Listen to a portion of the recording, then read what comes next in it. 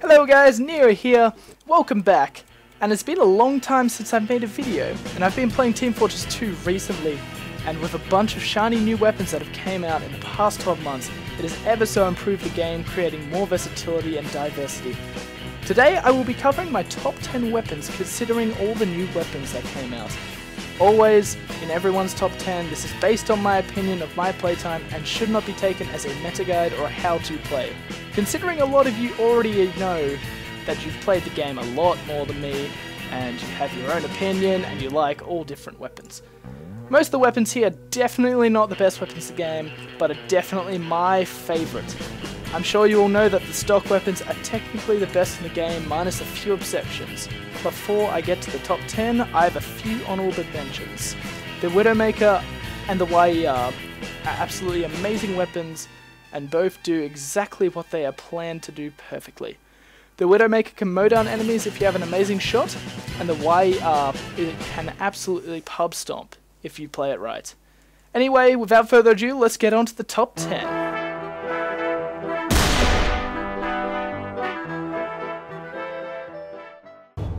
A lot of people say that the Pyro is an overpowered and simple class to play. Well, you're right, a little. A fair amount of people who play Pyro don't know much about his potential and like to just M1W. The Degreaser absolutely changes that by making the Pyro's flamethrower more of a combo weapon than a main source of DPS. With an insane 60% switch time, slightly less damage, you can quickly puff, sting, and finish enemies off with a shotgun or even a flare gun. Widely is regarded as a side grade for the default flamethrower, and is normally used over it. The reason I like this weapon so much is the satisfying crit with a flare gun, or quickly switching to my melee of choice and finishing off an enemy.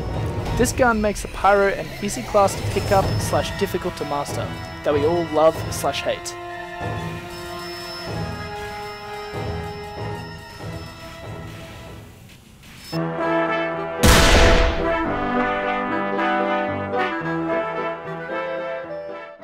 The Rescue Ranger is one of those difficult weapons to use, and it has a niche role much like the Degreaser.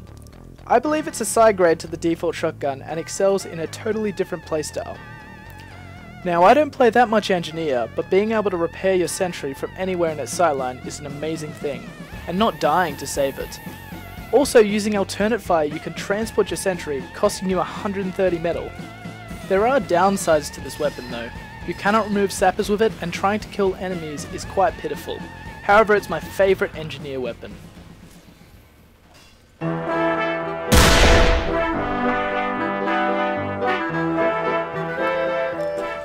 So these weapons in number 8, yes I said 2 weapons, are the Sticky Jumper and the Rocket Jumper. These weapons are mainly joke weapons / practice weapons to help you get better at rocket jumping and sticky jumping, depending on what weapon. So what I normally do with these weapons is jump around, have some fun, try and kill some people with your other weapons. There's an obviously massive downside to these weapons, that you cannot deal damage to your opponents. However, the plus side is you cannot deal damage to yourself, which in hindsight is very, very fun and kind of insane. So what these weapons basically do to you is make you a flying pinball that no one can hit and everyone wants to chase. These weapons can be used in a pub, and they can be very, very, very powerful by making half the enemy team try to chase you as a rocket jumper or a sticky jumper, and it is hell of a fun.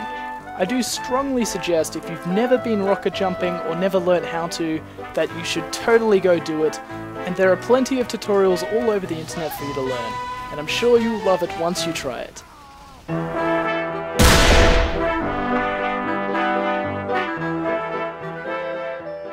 Number 7, we have the Uba Saw, which gives you 25% of your Uber on hit.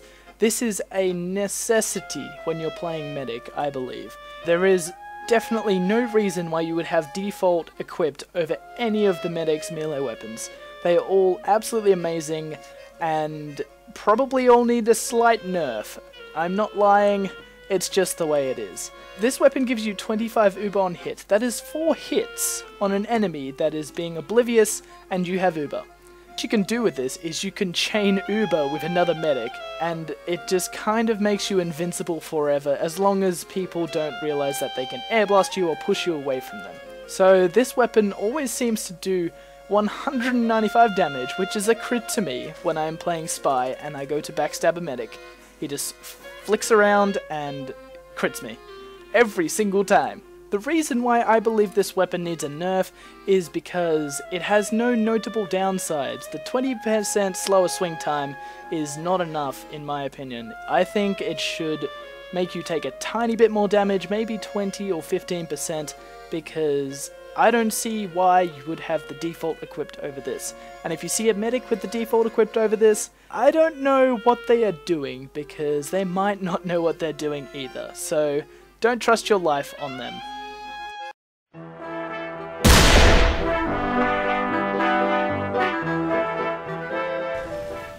See, the Tide Turner is one of the most ridiculous weapons in the TF2. However, it is one of the most powerful weapons in my own opinion. What this shield does, it grants full turning capabilities, which neither of the other shields would do. They would give you slight turning capabilities, and if you had the wee booties or bootleggers, they would give you a tiny bit more, which is not really worth it.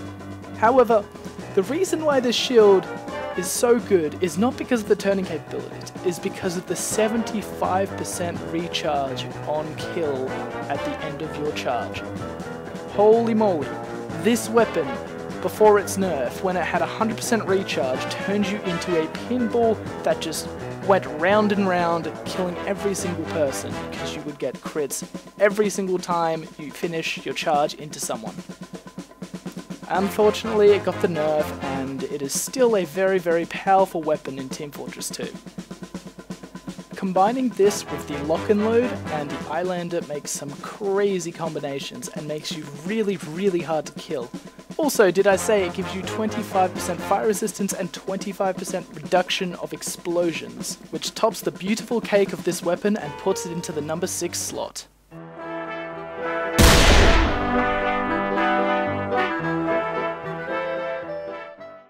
In number 5, we have one of the most highly used weapons in Team Fortress 2. I know a lot of people hate this weapon, but a lot of people love this weapon, and I am one of those people who love this weapon, and this is because I always make mistakes as Spy. This is the Dead Ringer. What the Dead Ringer does is it gives you a chance to feign death when you pull up your Dead Ringer, and it will turn you invisible for a small amount of time, and then you can go back to stabbing people. This will protect you from any kinds of damage. This could protect you from a headshot, a pill in your face, you know, something that you normally wouldn't survive anyway. So a lot of people can think, you know, headshotting that Spy, oh, yep, he's dead, I'm gonna go along with my business.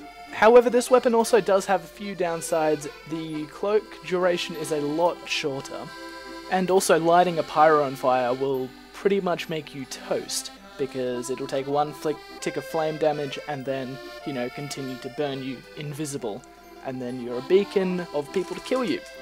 However, this can easily be remediated with the Spicicle. The Spicicle will grant you 2 seconds of fire immunity. That can get you out of the way of a pyro. However, doing this will remove your knife for 15 seconds, which is not too bad. You'll be running and grabbing health or something, but it can still be quite annoying. This combination of weapons allows the Spy to become a not so frail Dark and more of a attacking beast. You can take out 5 people on the card quite easily if they line up nicely, and then you can go run away just like nothing happened. Or if someone notices you, you can just pull up the Dead Ringer and they will be no problem. And this is the main reason why the Dead Ringer gets number 5 slot on my list.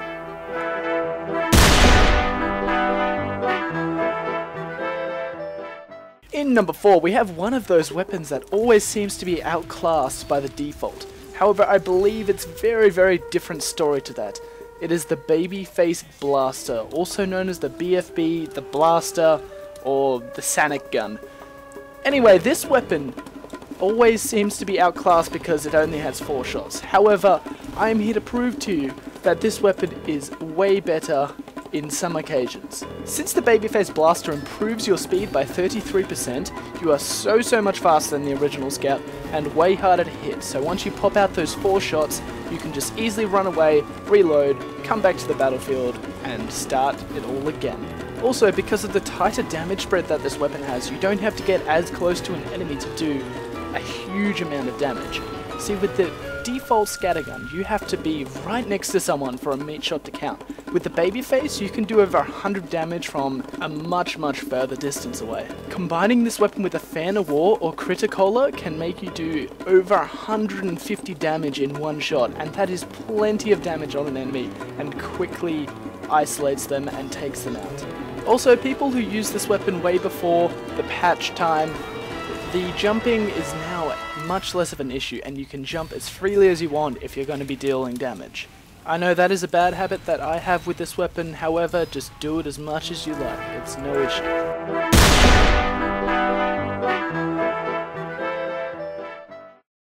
The black box is one of those very simple weapons to understand. You hit people, you get 15% of your health back. You also have 1 less rocket.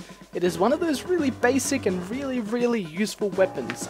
I normally use this weapon when there is no medic on the team or the medic is healing or pocketing someone else. This weapon just gives you way more support than the default rocket launcher does. Also, combining it with the Conjurer makes you an almost invincible soldier. It is absolutely insane how much health you regen per second. Also, it gives you 15 health per enemy you hit, so if you hit multiple enemies in that one shot, you're going to get however much health that is.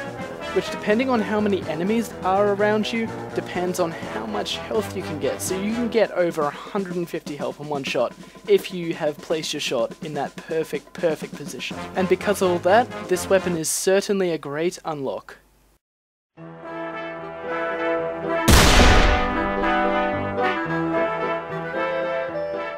There are just something about the gunboats that makes me just keep bringing it back to my soldier secondary slot. It is my most used weapon in Team Fortress 2. This is a very simple weapon. Basically, it just makes you take 60% less damage from your own rocket jumps. So a jump that would make you take 50 damage will make you take about 18 to 16 damage. These shoes, in my opinion, are the most major unlock in the game, and change the soldier from a generally slow, tanky class to a very mobile, very agile class. And in my opinion, makes the soldier one of the most agile classes in the game.